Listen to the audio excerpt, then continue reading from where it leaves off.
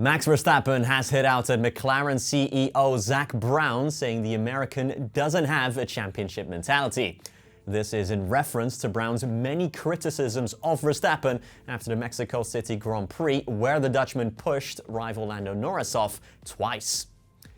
Well, before we dive in, please remember to subscribe to our YouTube channel if you haven't already, and if you enjoy content like this, we're keeping you company throughout the entire winter break in F1, so join us to stay up to date with all the latest.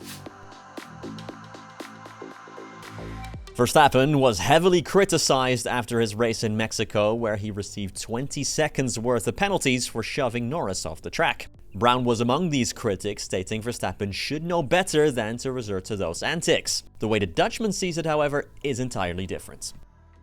Quote, "If I am fighting for a championship, I am ready to do whatever it takes." I did get some comments after that, Mexico, but they were from people who don't have a championship mentality. Because those people don't have a championship mentality, they can't put themselves in that position, and that's fine. I know for myself what I can and cannot do.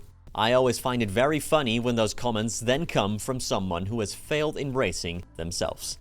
Over to Italy now, where motorsport.com have caught wind of Lewis Hamilton's testing schedule to get up to speed with Ferrari equipment.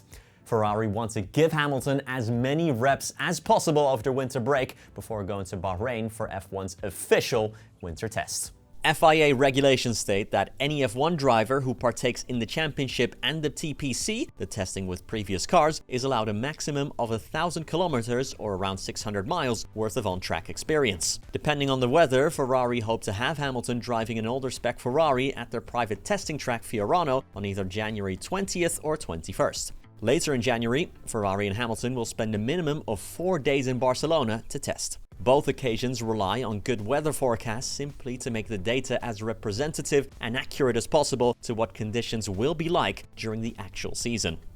And finally, the construction of Red Bull Racing's new wind tunnel is 3 months ahead of schedule, according to technical director Pierre Vacher.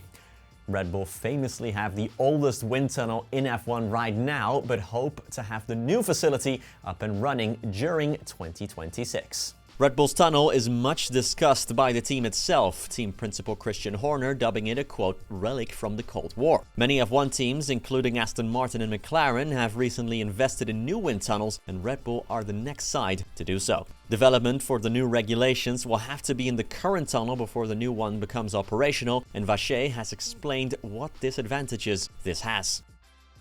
Quote, "It is the oldest wind tunnel in the sport. I even discussed it with Jos Verstappen the other day, that they already used this tunnel when he was there at Arrows. It is an old tool that we updated. There's plenty of newer stuff inside, but we have some limitations. We know those limitations and we try to work around them, but that is clearly more difficult when you are looking for a small delta."